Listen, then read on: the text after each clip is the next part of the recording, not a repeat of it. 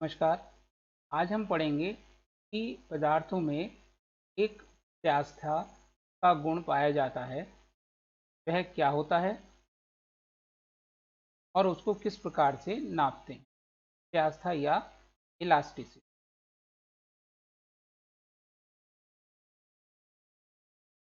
तो प्रावस्था या इलास्टिसिटी को समझने से पहले कुछ टर्मिनोलॉजी हमें पता होनी चाहिए। पहले हम उसके बारे में डिस्कस करते हैं। सबसे पहले दृढ़ वस्तु या दृढ़ निकाय, रिजिड बॉडी।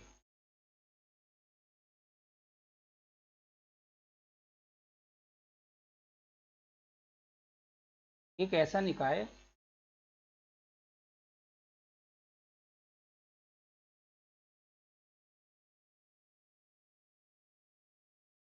जिसमें बल लगाने पर कणों के बीच की आपेक्षिक दूरी परिवर्तित न हो।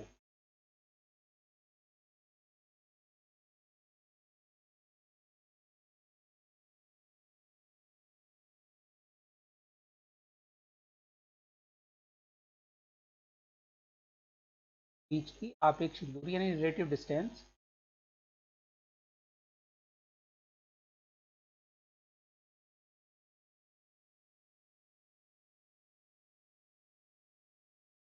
ना बदले को हम दृढ़ निकाय कहते हैं। दूसरा अदृढ़ निकाय,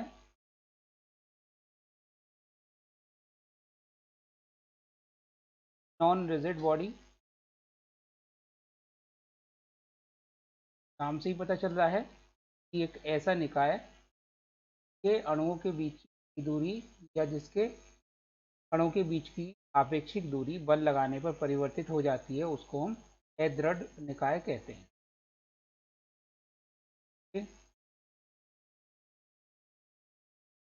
कणों के बीच की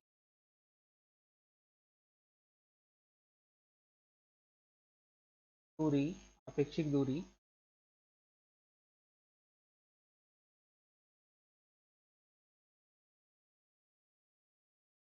बल लगाने पर परिवर्तित होती है।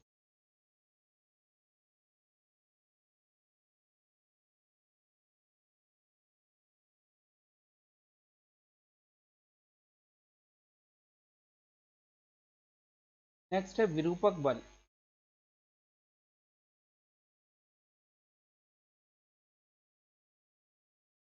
या डिफॉर्मिंग फोर्स।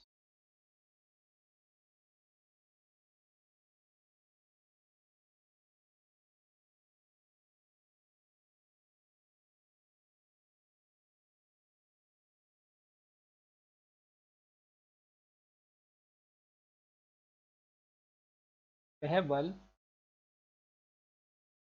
जो वस्तु के आकार या रूप में परिवर्तन कर दे,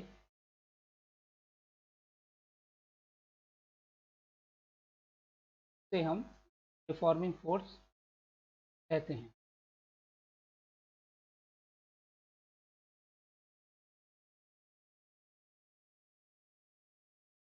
नेक्स्ट, रिस्टोरिंग फोर्स या प्रत्यानयन बल।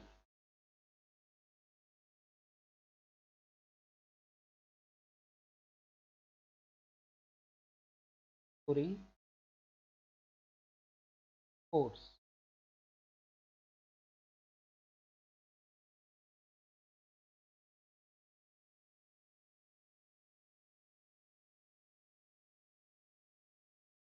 विरूपण के कारण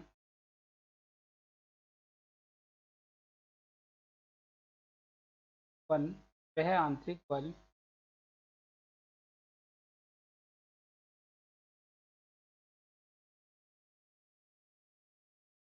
जो डिफॉर्मेशन का अपोज करता है,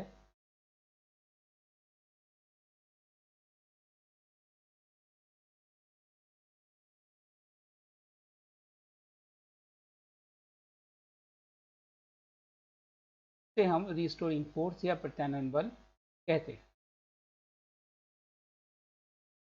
अब हम बात करते हैं प्रत्यास्थ या इलास्टिक क्या है।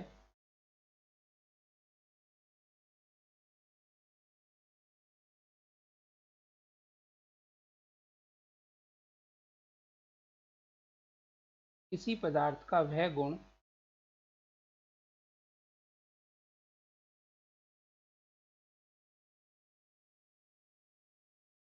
के कारण पदार्थ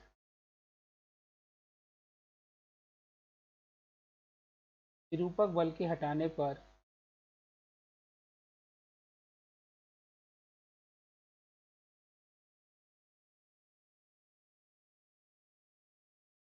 अपनी प्रारंभिक अवस्था में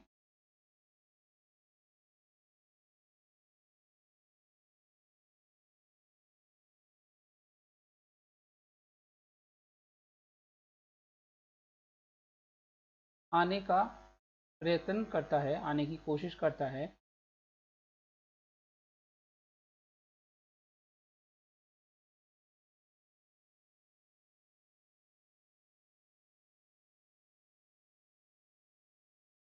पदार्थ प्रत्यास्था कहलाता है।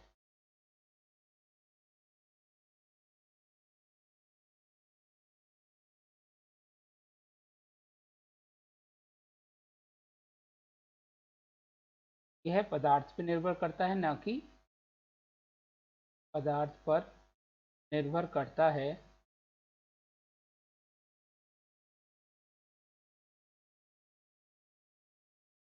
न कि से बनी वस्तु के आकार या रूप पर। अगर हम किसी एक पदार्थ की बात करें, जैसे मान लीजिए हम लोहे की बात करें, तो उसकी प्रत्यास्था एक समान रहेगी, चाहे हम उसे छड़ के रूप में ले लें, चाहे उसको हम स्फीयर के रूप में ले लें, किसी भी रूप में ले लें, उसकी प्रत्यास्था एक समान रहेगी।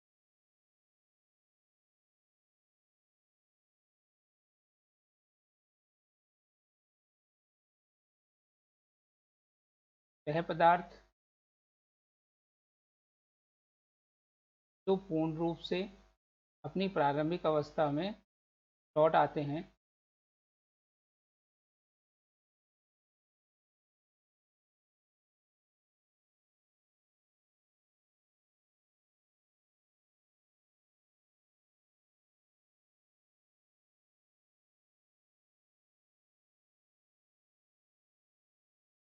उन्हें पूर्ण प्रत्यास्थ यानी कि परफेक्टली इलास्टिक पदार्थ कहते हैं।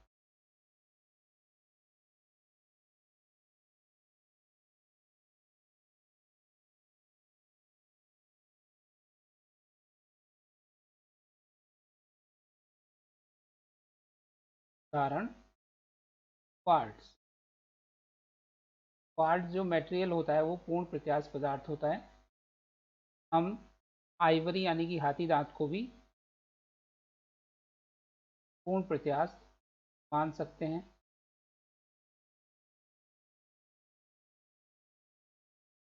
और वह पदार्थ जो विरूपक बल के हटाने पर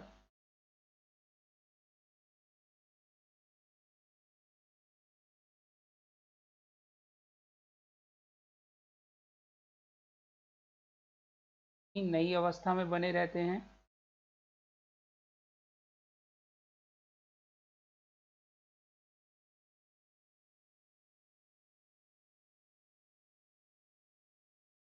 में पूर्ण अप्रत्यास्थ यानी कि परफेक्टली प्लास्टिक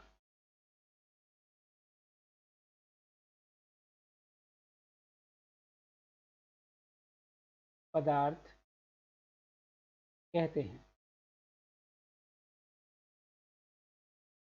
का उदाहरण गीली मिट्टी। वास्तव में कोई भी मटेरियल परफेक्टली इलास्टिक या परफेक्टली प्लास्टिक नहीं होता, इनके बीच का होता है। लेकिन मोस्ट इलास्टिक और मोस्ट प्लास्टिक मटेरियल के हमने एग्जाम्पल दिए हैं।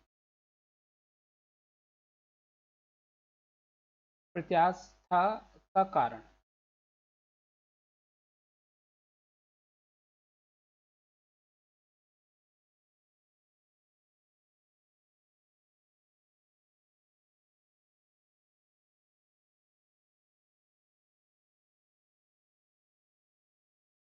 हम यह मान सकते हैं कि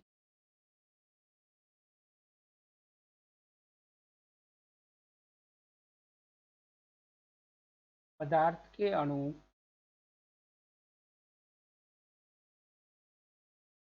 आपस में किसी स्प्रिंग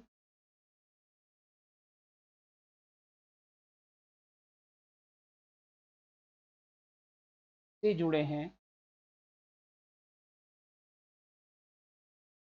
और उन्हें माध्य स्थिति से विस्थापित करने पर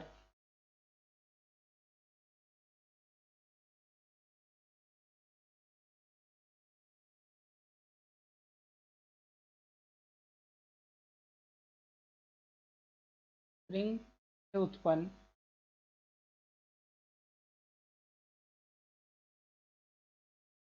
प्रत्यानयन बल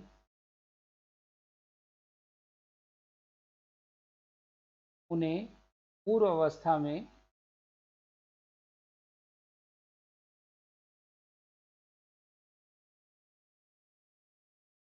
लाने का प्रयत्न करेगा। हमने मान लिया कि कोई अगर मटेरियल है के एटम आपस में किसी हाइपोथेटिकल स्प्रिंग द्वारा जुड़े हुए हैं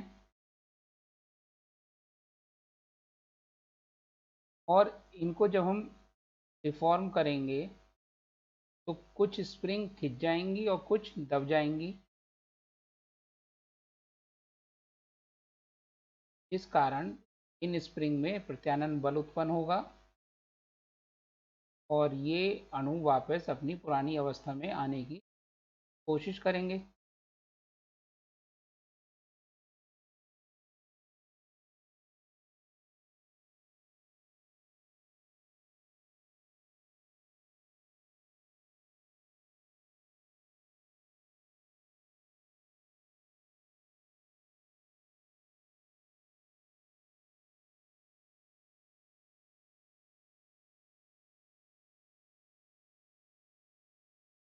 के अतिरिक्त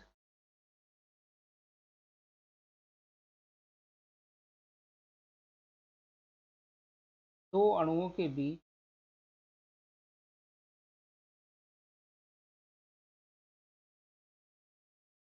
स्थितिज ऊर्जा वक्र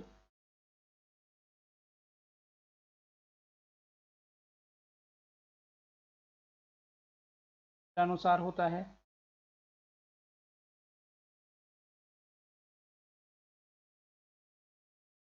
स्थितिज ऊर्जा वक्र अगर हम किसी पदार्थ के दो अणुओं के बीच में उसमें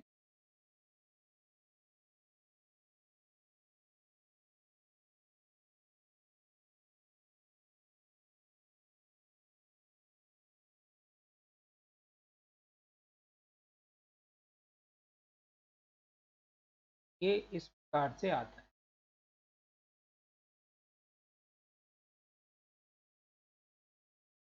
स्थितिज ऊर्जा कणों के बीच साम्य दूरी r0 पर न्यूनतम होती है।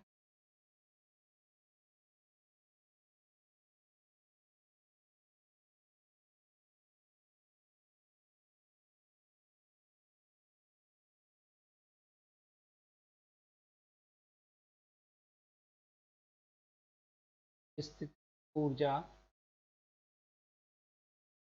साम्य दूरी r = r0 पर न्यूनतम होगी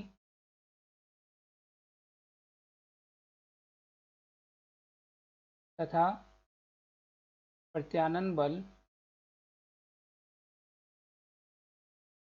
F - du/dr से जब दूरी r0 से ज़्यादा होगी तो आकर्षण बल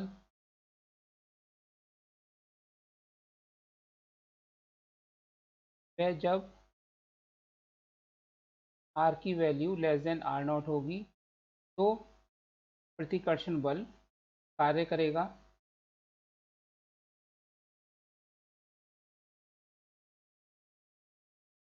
और अणुओं को वापस अपनी पुरानी अवस्था में लाने की कोशिश करेगा। इस प्रकार से हम प्रत्यास्थता के गुण का एक्सप्लेन कर सकते हैं। एक मेन बात कि प्रत्यास्थता का जो गुण है केवल ठोस पदार्थों में पाया जाता है।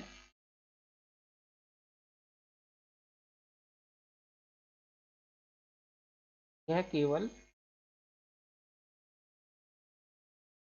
ठोस पदार्थों में गुण होता है, द्रव में या गैस में नहीं।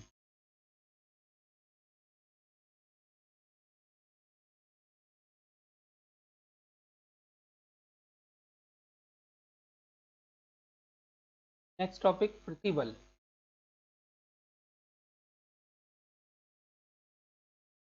प्रतिबल या स्ट्रेस।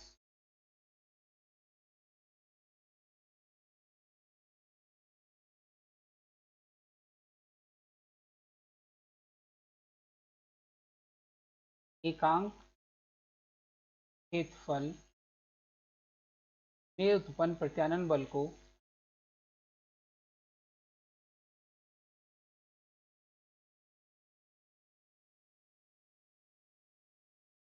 प्रतिबल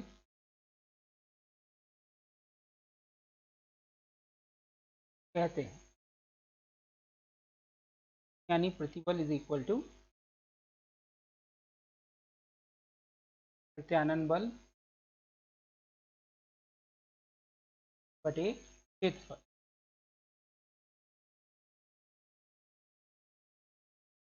समात्रक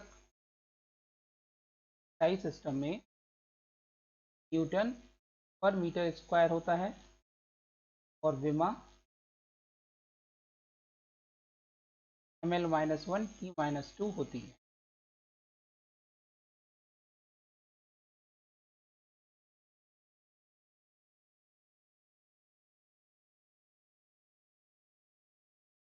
अब प्रत्यानयन बल के आधार पर ये 3 प्रकार का होता है।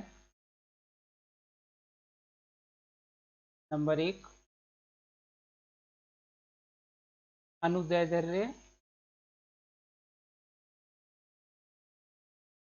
प्रतिबल यानी लॉन्गिट्यूडनल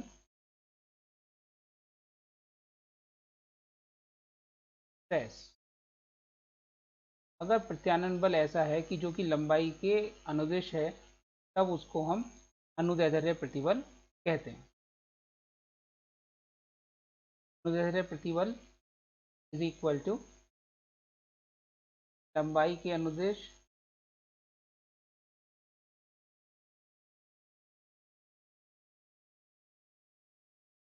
प्रत्यानयन बल बटे अनुप्रस्थ क्षेत्रफल।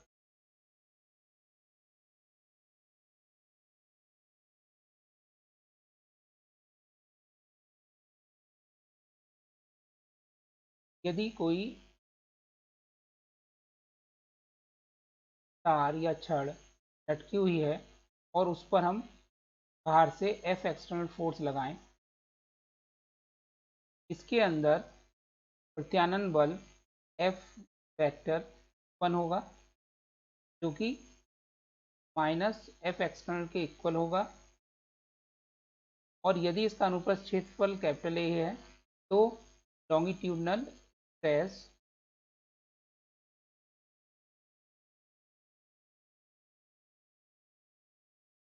Equal to F over A अनुसार। दूसरे तरह का प्रतिबल होता है आयतन प्रतिबल।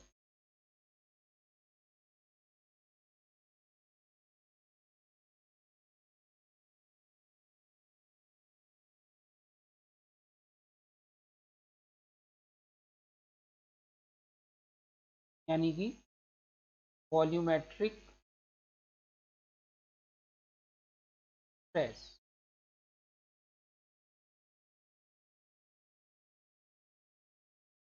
वस्तु के आयतन में परिवर्तन के कारण उत्पन्न।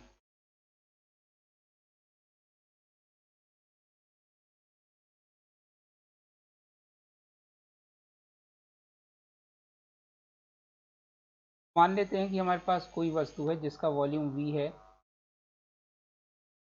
और इस पर हमने सब तरफ से बल F लगाया, इसके कारण इसका वॉल्यूम रिड्यूस हो गया।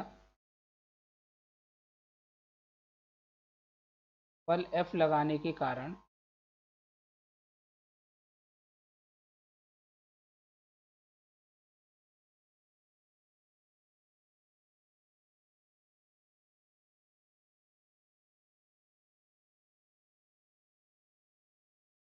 चारों तरफ से हम F एक्सटर्नल बल लगा रहे हैं तो रिड्यूस हो गया। के अंदर प्रत्यानयन बल उत्पन्न होगा जो इसके बराबर और विपरीत बाहर की ओर होगा।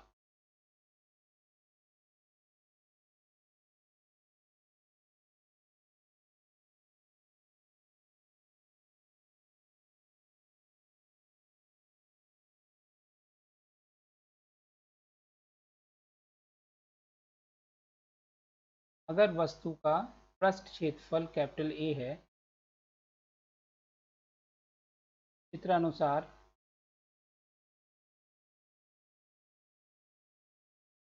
कैपिटल V आयतन व पृष्ठ क्षेत्रफल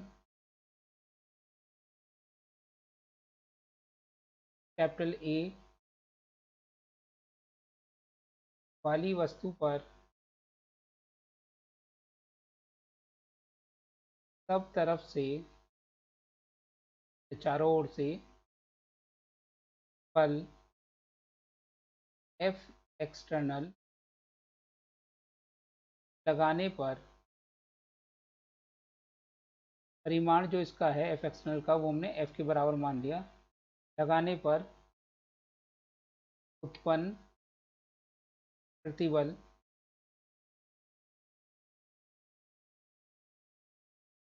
कहलाएगा आयतन प्रतिबल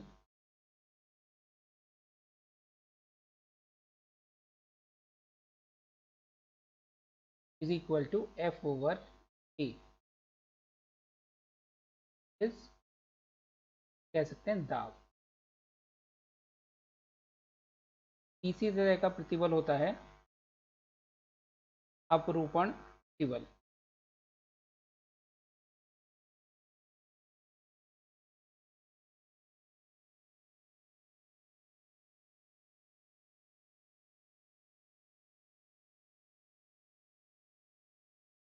टेंजेंशियल और शेयरिंग स्ट्रेस, अपरूपण या स्पर्श रेखीय भी इसे बोलते हैं, या स्पर्श रेखीय प्रतिबल को हम नाम देते हैं शेयरिंग और टेंजेंशियल स्ट्रेस।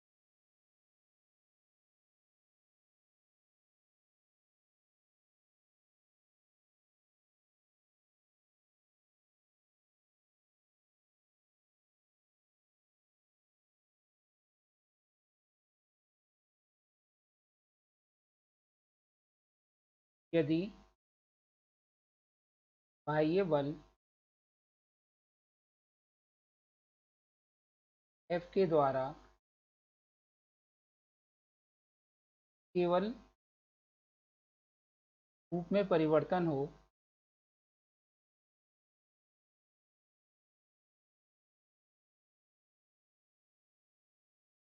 परंतु आकार में नहीं,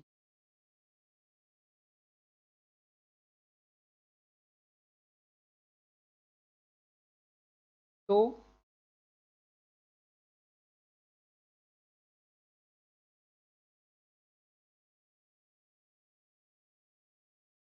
वस्तु में उत्पन्न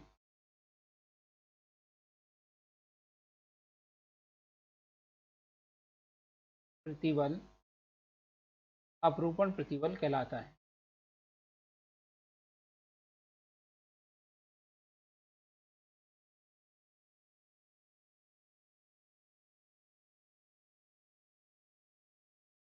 इसमें बल पृष्ठ के समांतर लगता है,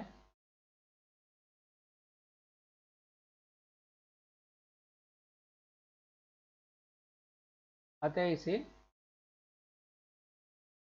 स्पर्श रेखीय प्रतिबल भी कहते हैं।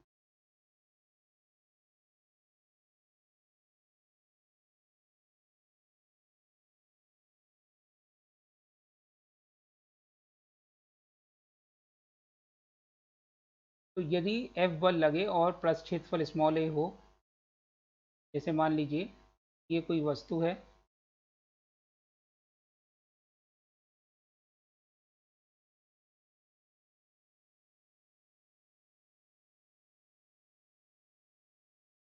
और इस पर ऊपर वाला पृष्ठ क्षेत्रफल a है, इस पर एक फोर्स लगाया हमने F, इस कारण जो ऊपर का पृष्ठ है वो थोड़ा सा सरक गया, नीचे का पृष्ठ अपनी जगह रहेगा।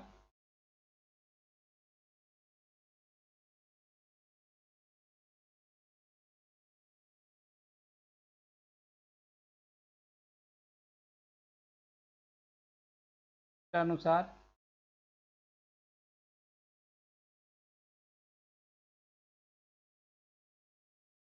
अपरूपण प्रतिबल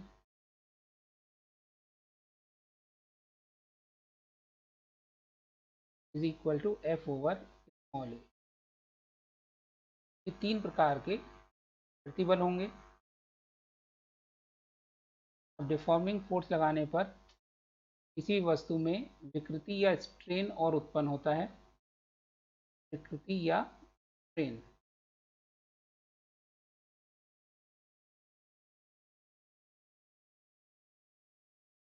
रूपक बल के कारण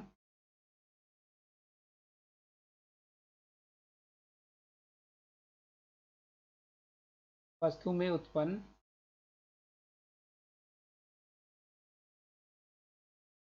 ऋणात्मक परिवर्तन, फ्रैक्शनल चेंज,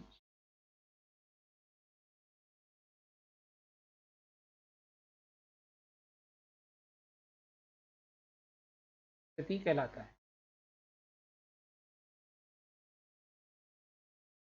यह भी तीन प्रकार की होती है, पर एक अनुदैर्ध्य विकृति, लॉन्गिट्यूडनल स्ट्रेन,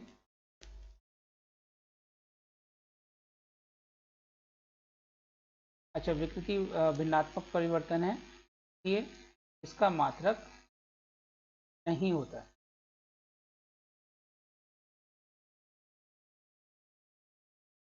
अनुदैर्ध्य विकृति या लॉन्गिट्यूडनल स्ट्रेन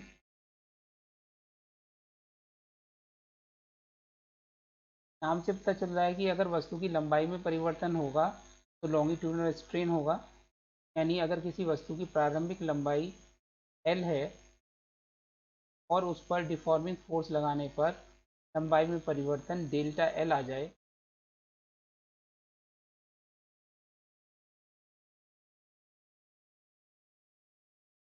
तो अनुदैर्ध्य विकृति डेल्टा L ओवर L होगी। दूसरी प्रकार की विकृति आयतन विकृति,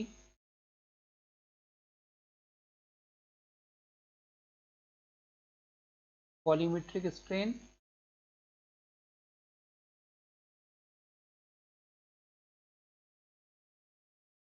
यानी वॉल्यूम में परिवर्तन प्रारंभिक आयतन के सापेक्ष। अगर कोई वस्तु का वॉल्यूम V है और विरूपक बल लगाने पर आयतन में कमी या चेंज डेल्टा V हो,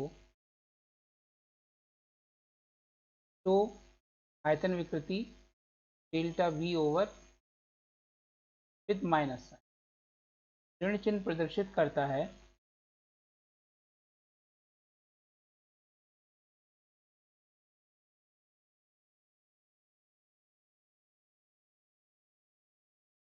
कि विरूपक बल बढ़ने पर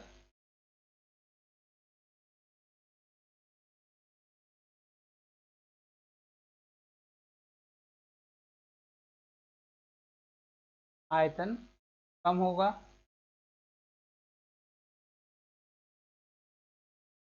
तथा इसके विपरीत।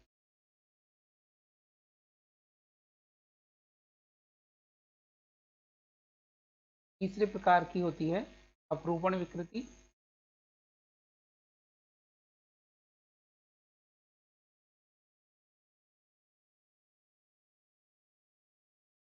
शियरिंग स्ट्रेन या केवल इसको हम शियर भी बोलते हैं।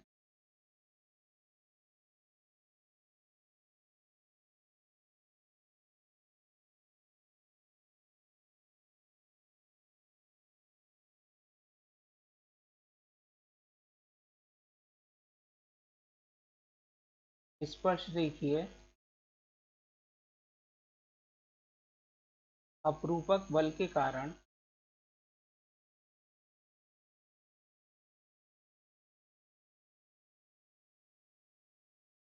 पृष्ठ के विस्थापन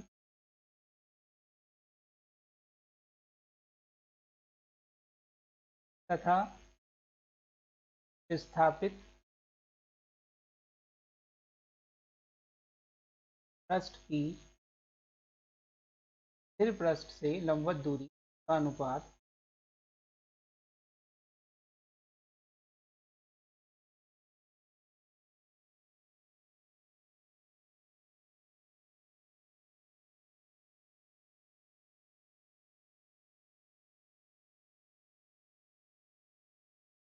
अपरूपण विकृति कहलाता है।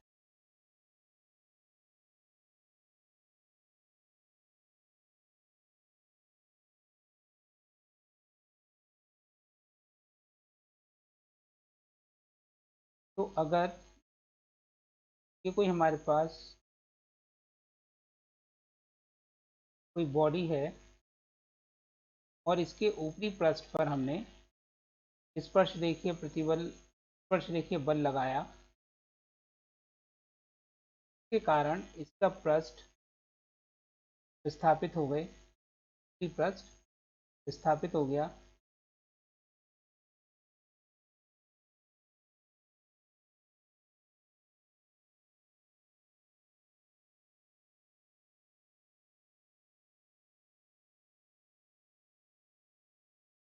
तो इसका सिरा बी से बी डैश हो गया और नीचे का सिरा ओ ही रहा। तो ये जो कोण बनेगा ये कहलाएगा अपरूपण विकृति। चित्रानुसार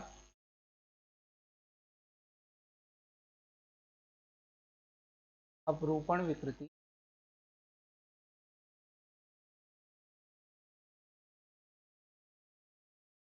tan theta is nearly equal to theta is equal to theta से रिप्रेजेंट करते हैं इसको हम अपरूपण विकृति को। Theta is nearly equal to tan theta क्योंकि स्मॉल होती है, is equal to E B dash over O B. तो इस प्रकार से हम अपरूपण विकृति का मान ज्ञात कर सकते हैं।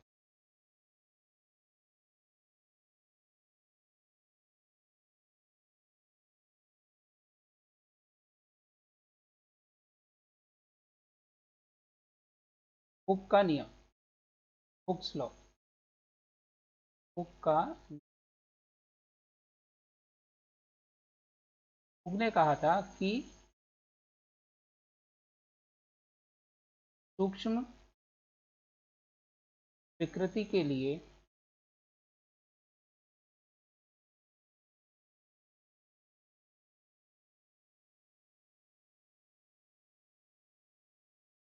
प्रतिबल अनुक्रमानुपाती विकृति, स्ट्रेस प्रोपोर्शनल टू स्ट्रेन, या प्रतिबल बटे विकृति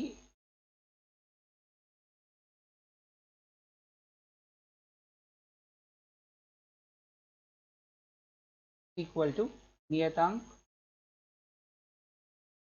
को हम प्रत्यास्था नियतांक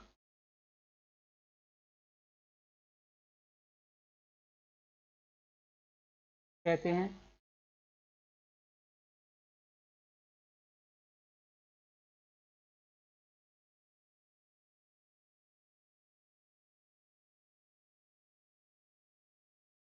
अब प्रतिबल और विकृति के अनुसार प्रत्यास्था नियतांक 3 प्रकार के होते हैं।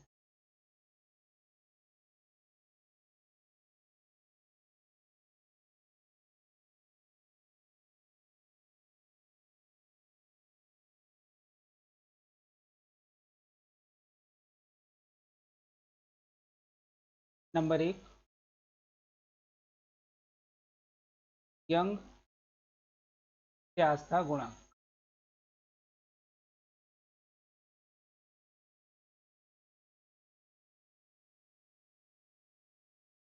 Young modulus of elasticity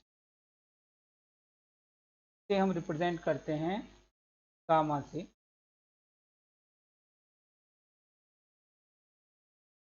is equal to अनुदैर्ध्य प्रतिबल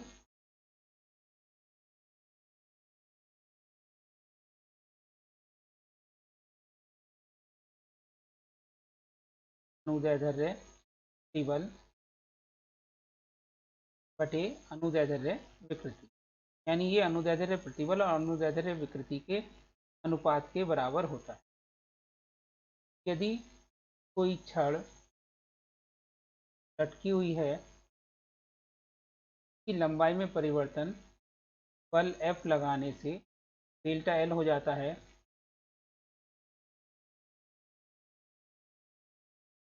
और इसका अनुप्रस्थ क्षेत्रफल कैपिटल A है, तो गामा इज इक्वल टू अनुदैर्ध्य प्रतिबल F over A upon delta L over L। F की जगह अगर हम कोई वेट लटका दें तो W is equal to F हो जाएगा।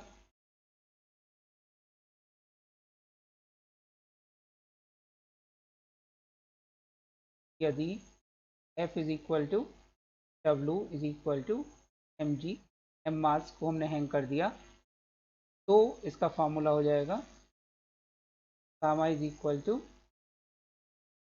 mg over a cross section area, जो कि छड़ के क्रॉस सेक्शन के हिसाब से, अगर ये सर्कुलर है तो पाई आर स्क्वायर, रेक्टेंगुलर है तो ए बी, उसके हिसाब से हम ले सकते हैं डेल्टा एल ओवर। इस फार्मूले के में हम मान रखकर यंग प्रत्यास्था गुणांक ज्ञात कर सकते हैं। दूसरी प्रकार का प्रत्यास्था गुणांक आयतन प्रत्यास्था गुणांक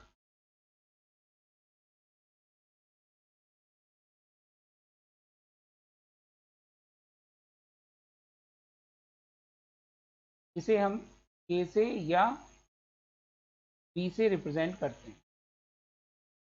volumetric modulus of elasticity,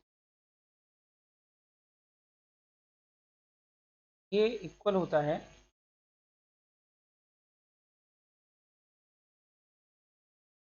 F over cross section area A upon minus delta V over, और F ओवर A को हम कहते हैं प्रेशर,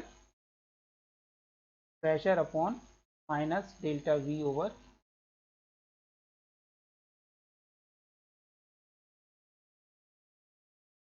यहाँ पर ऋण चिन्ह यह बताता है कि दाब बढ़ने पर वॉल्यूम कम होगा। ऋण चिन्ह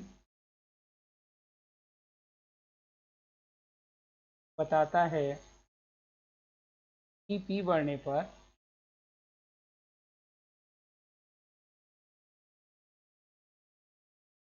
डेल्टा V या वॉल्यूम आयतन घटेगा। तीसरा होता है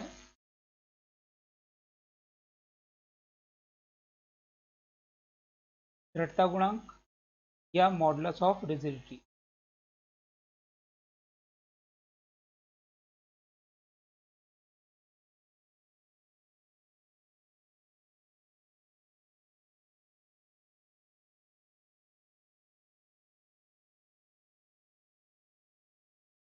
रिप्रेजेंट करते हैं ईटा से। आयतन प्रत्यास्था गुणांक का नाम बल्क मॉडुलस ऑफ इलास्टिसिटी या volume modulus of elasticity.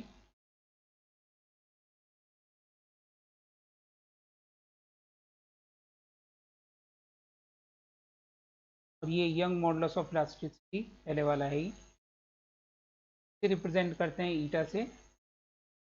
Eta is equal to स्पर्श रेखीय प्रतिबल बटे शियर या अपरूपण।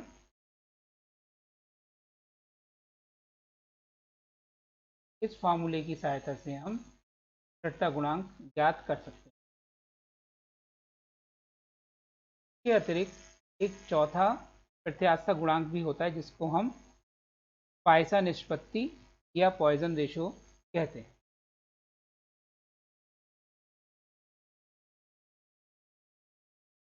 पाइसा निष्पत्ति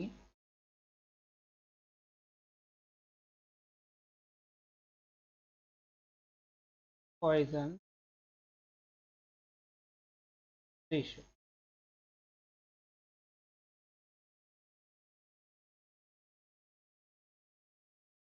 ये कहता है कि जब हम किसी छड़ को खींचते हैं तो इसकी लंबाई में वृद्धि होती है, साथ ही साथ इसकी डायमीटर या चौड़ाई कम होगी। पहले लंबाई अगर L थी तो अब L प्लस डेल्टा L हो जाएगी। पहले डायमीटर अगर कैपिटल D था तो अब कुछ घट जाएगा, यानी ये हो जाएगा capital D minus delta D। अब रह जाएगा capital D minus delta D। तो परपेंडिकुलर डायरेक्शन में डायमीटर में चेंज डेल्टा D और लंबाई में वृद्धि डेल्टा L। तो इस प्रकार दो प्रकार की विकृति उत्पन्न होगी। पॉइसन निष्पत्ति ये कहती है कि चित्रानुसार अनुदैर्ध्य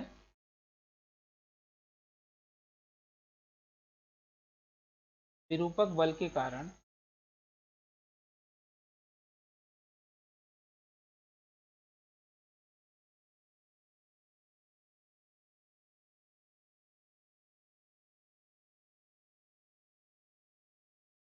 अनुदैर्ध्य विकृति व उसके लंबवत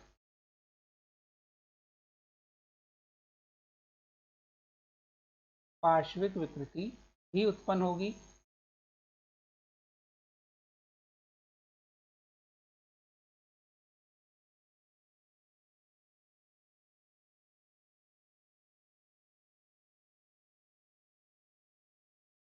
अतः पार्श्विक विकृति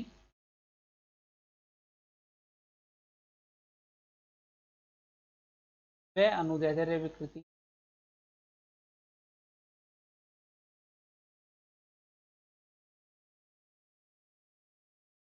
का अनुपात पाइसा निष्पत्ति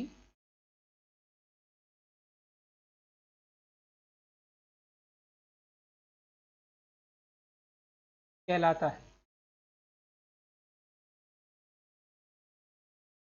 ये पाइसन निष्पत्ति की परिभाषा है।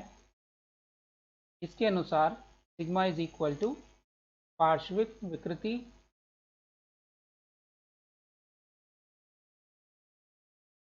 कौन अनुदैर्ध्य विकृति।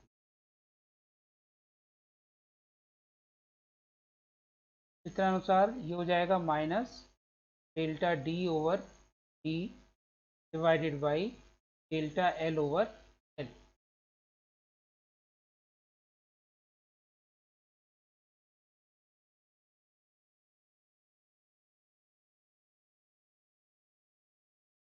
सिग्मा का सैद्धांतिक मान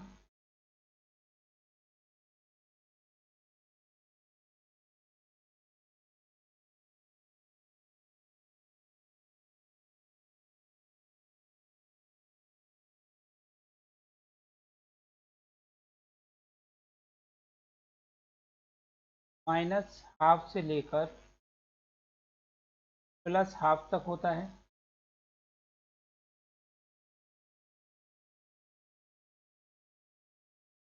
परंतु ऋण चिन्ह दर्शित करेगा कि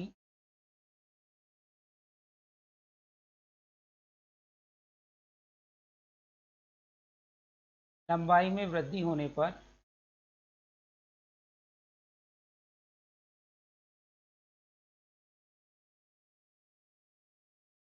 अनुप्रस्थ व्यास भी बढ़ेगा।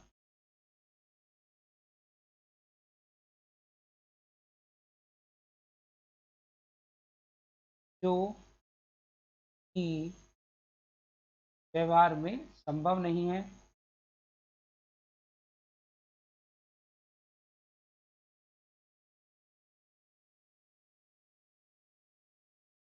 अतः सिग्मा का व्यवहारिक मान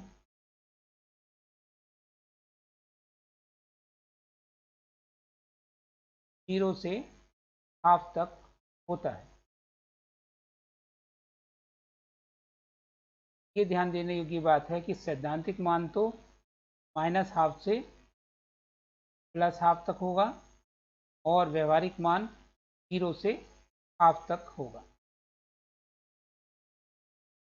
तो ये तो थे प्रत्यास्था नियतांक।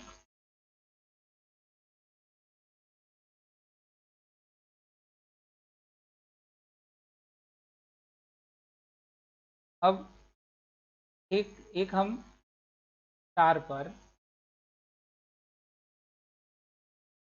अगर विरूपक बल F लगाएं तो इसमें उत्पन्न स्ट्रेस और स्ट्रेन के बीच में जब हम ग्राफ खींचेंगे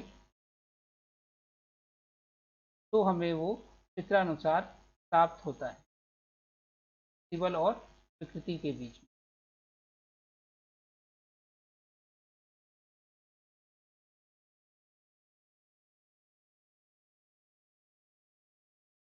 बढ़ते हुए भार के अंतर्गत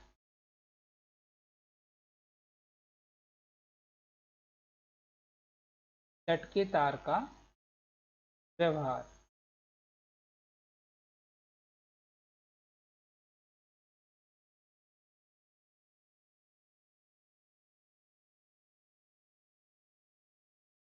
ये इस प्रकार से आएगा। O से लेकर A पॉइंट तक स्ट्रेट लाइन, A से B तक थोड़ा सा टर्न, के बाद B से C तक तेजी से टर्न होगा। 3 पॉइंट के बाद फिर ये डाउन होना शुरू होगा और डी पे पहुंच के खत्म हो जाएगा।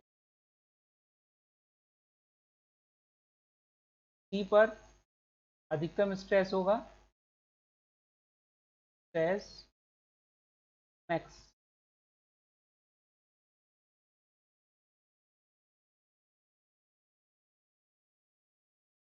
चित्रानुसार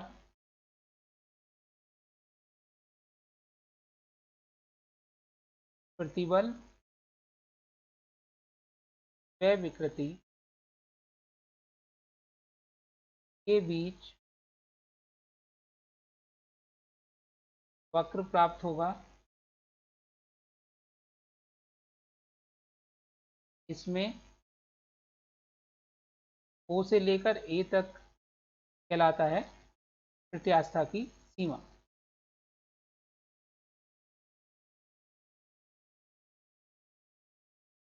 यानी O से A के बीच में कहीं भी विरूपक बल हटाने पर वस्तु अपनी प्रारंभिक स्थिति में लौट आएगी और प्रतिबल अनुक्रमानुपाती विकृति के, यानी स्ट्रेस प्रोपोर्शनल टू स्ट्रेन।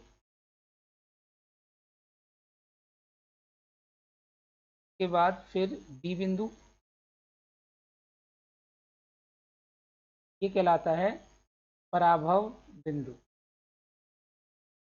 पराभव यानी येल्ड पॉइंट।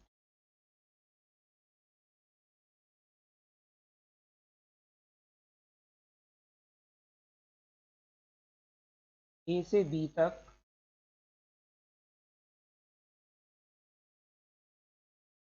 लंबाई में तेजी से वृद्धि होगी।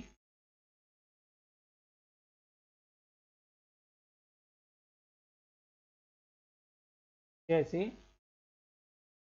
द्रव रहता है। फिर सी बिंदु, ये कहलाता है ब्रेकिंग स्ट्रेस,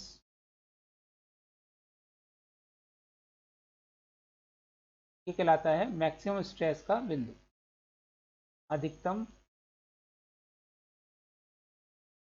प्रतिबल का बिंदु। बिंदु डी पॉइंट कहलाता है ब्रेकिंग पॉइंट,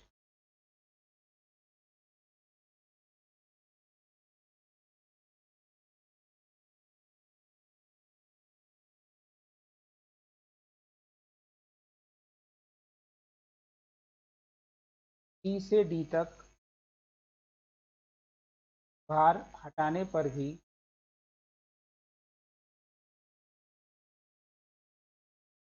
लंबाई बढ़ती जाएगी।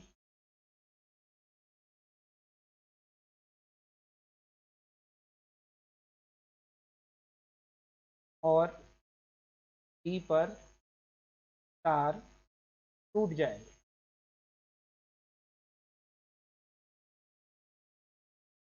तो इस प्रकार से बिहेव करता है बढ़ते हुए भार के अंतर्गत एक लटका हुआ तार। इससे एक चीज निकल के आती है, सुरक्षा गुणांक। यानी हम किसी तार पर कितना अधिकतम वजन लटका सकते हैं, उसके लिए एक सुरक्षा गुणांक या सेफ्टी कांस्टेंट दिया जाता है, coefficient of safety. For example, अगर किसी क्रेन से हम के द्वारा कितना अधिक वजन उठा सकते हैं, क्रेन के तारों के लिए एक सुरक्षा गुणांक कोफिशिएंट ऑफ विस्कोसिटी दिया होता है, और उसी के अंदर अंदर हमें क्रेन से वजन उठाना चाहिए, नहीं तो क्रेन टूट सकती है। तो सुरक्षा गुणांक बराबर होता है अधिकतम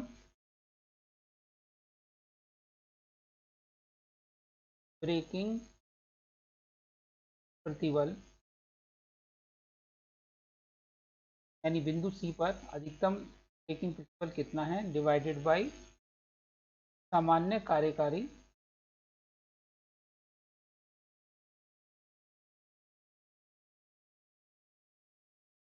प्रतिबल।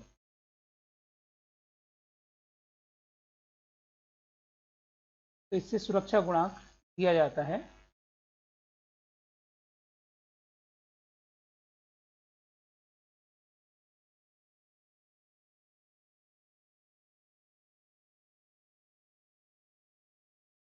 कुछ टर्म और होती हैं प्रत्यास्था से संबंधित, उनको हम देखेंगे। सबसे पहले है इलास्टिक आफ्टर इफेक्ट।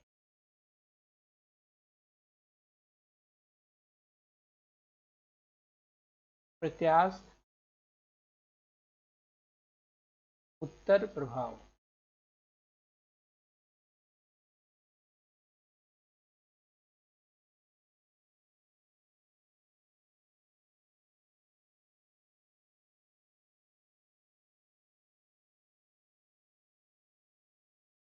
यदि कोई वस्तु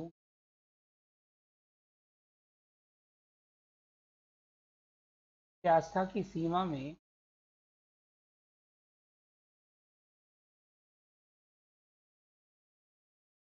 विरूपक बल हटाने पर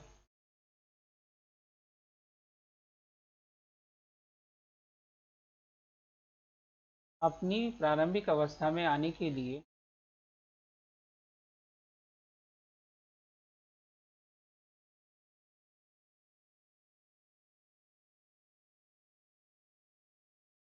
काफी अधिक समय लेती है,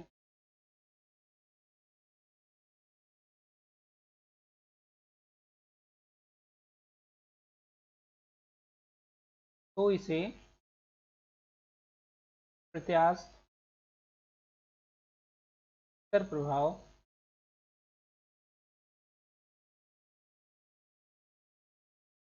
कहते हैं।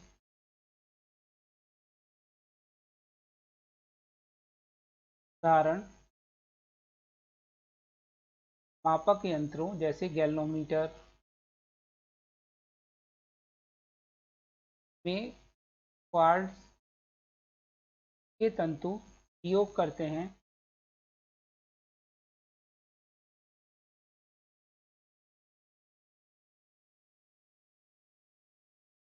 क्योंकि क्वार्ट्ज में प्रत्यास्थ उत्तर प्रभाव नहीं होता है।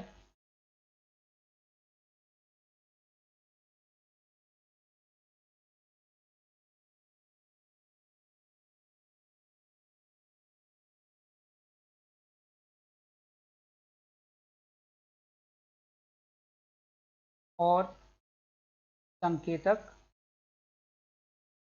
तुरंत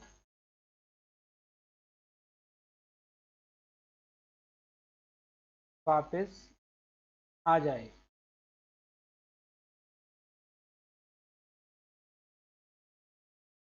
क्वार्ट्ज के अलावा फास्फर, ब्रॉन्ज मटेरियल का भी हम इस्तेमाल कर सकते हैं।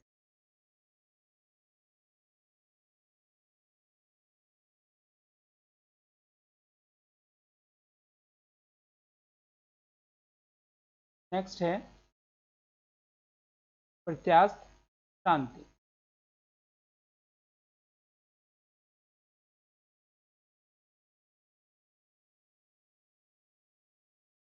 इलास्टिक फैटी मतलब प्रत्यास्थ थकान।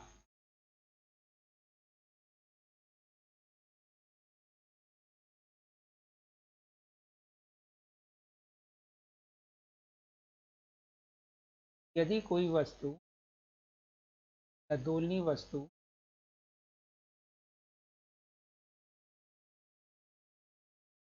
बहुत देर तक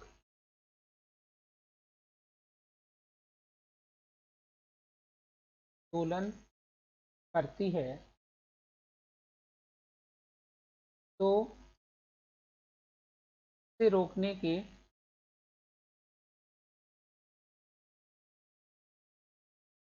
तुरंत बाद दोलन कराने पर यदि वह पहले की तुलना में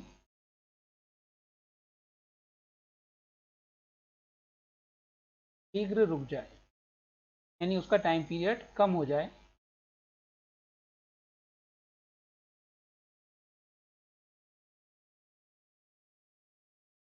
तो इसे इलास्टिक फैटीग या प्रत्यास्थ शांति कहते हैं। कि पहले जैसे कोई आदमी काफ़ी दौड़ रहा है और उसके दौड़ने के बाद से हम फिर दोबारा से दौड़ाना शुरू करें तो वो तुरंत रुक जाएगा, उससे ज़्यादा नहीं चला जाएगा। ये उसको हम प्रत्यास्थ शांति कहते हैं। एक होता है प्रत्यास्थ शैथिल्य।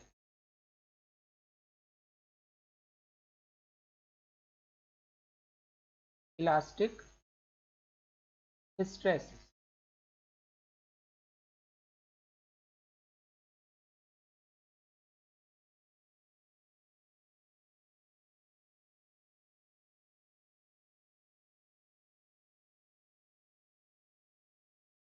यह देखा जाता है कि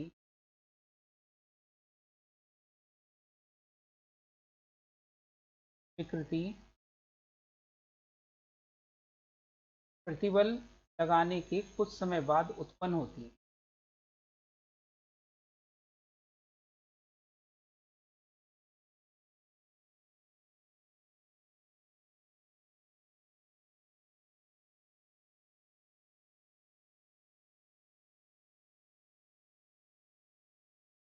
अर्थात विकृति बल से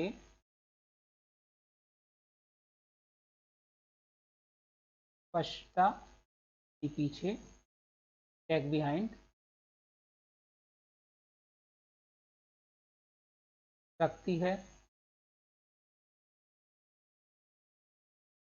से ही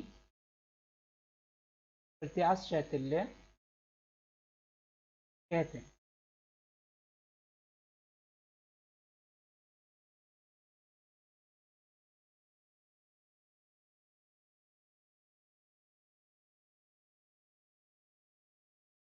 इसी कारण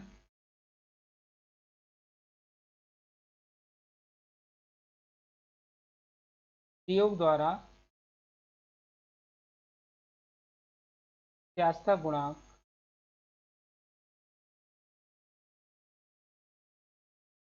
ज्ञात करने में भार को यानी विरूपक बल को बढ़ाते व घटाते समय